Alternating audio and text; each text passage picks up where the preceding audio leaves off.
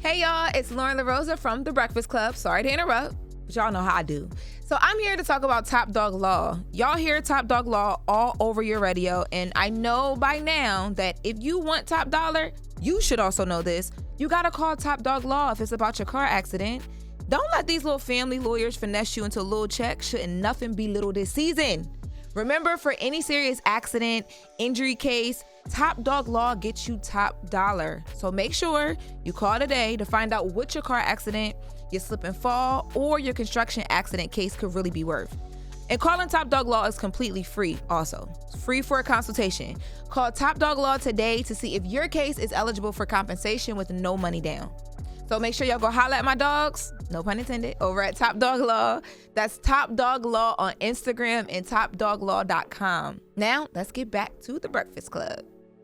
Wake that ass up early in the morning. The Breakfast Club. So we want to take some time this morning to send some love to Ananda Lewis's family. She passed away yesterday after a battle with breast cancer.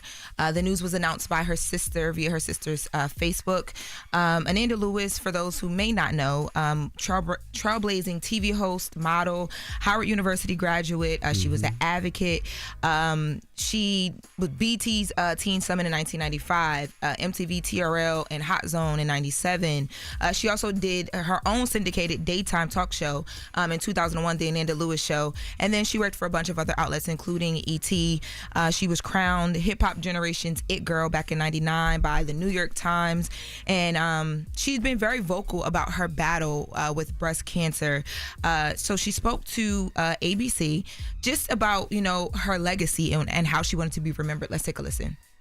What is it that you hope people say about you, people remember about you? Maybe that I loved hard and lived loud and didn't back away from problems and loved this life and was okay with letting it go too. So sad. Very sad.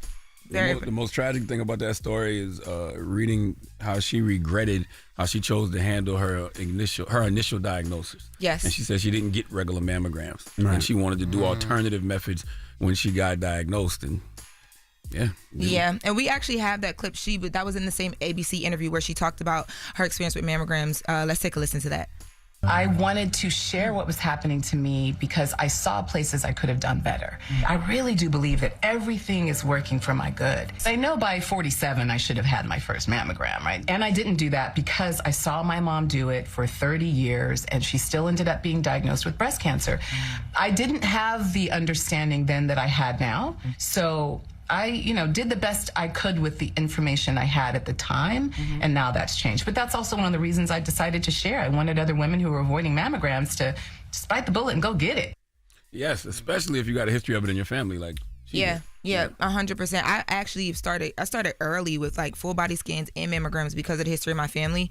But I will say, for a lot of people, when you see it in real time, like you see it happen to someone else, it does make your way of thinking about treatment or other things very your own experience. And I don't think people understand it until you actually go through it. Yeah, and there's a lot of misinformation online, or maybe it's true information, I have no idea. But I know when Gia went and she got her mammogram and she posted about it and talked about the experience, there was a lot of people in the comments that were saying, don't get a mammogram. Mammogram makes the cancer come faster and this, that, and the other. And a lot of people were saying that. So people believe that as well. But, Pierre, we always say, go to the doctor, get checked out. No matter You'd rather know what happens and be able to try to figure it out before it's too late. Yeah, some of these things are preventable. And I don't care if people call you a hypochondriac. I don't care if people tell you that you bugging. Take your ass to the doctor. Don't listen to TikTok. Yes, 100%. Right.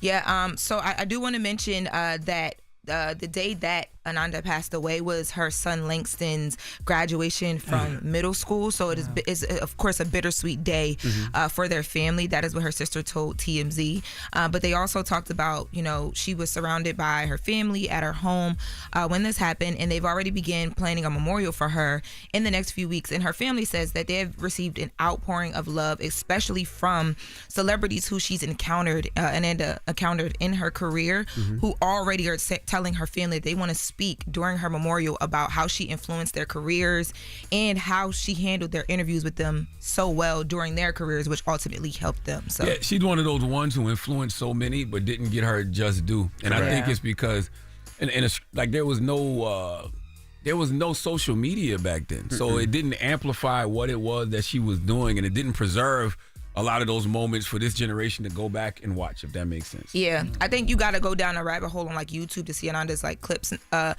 I also too, my biggest thing with watching her when I did get to see her, like when people would like repost clips and stuff like that, her look and just how she carried herself, even in her sit down interviews, like she had huge interviews, but she was always like the same in every single interview, but she was well researched. She had her own talk show. I remember when they were saying Ananda was going to be the next Oprah. I mean, it was daytime syndicated talk show. That's a huge lot to have. Yes, before the Wendy's, right there, like right around Wendy's. Was still doing it yet? No. Wendy was on the radio. That was 2001. Yep. The Ananda Lewis show was 2001. Yes. They were saying she was going to be the next Oprah. Well, sending her family love. I know that, they need it right now, and just wanted to take some time to say rest in peace to her. Absolutely. I remember her. In a lighter news update, remember we talked about Deion Sanders, Coach Prime?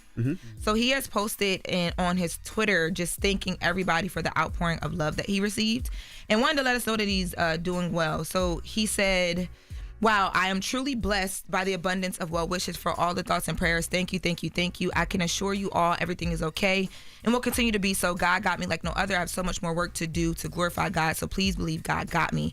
I'm excited to get back to Colorado, to be at home with my staff, team, and all associated to our program.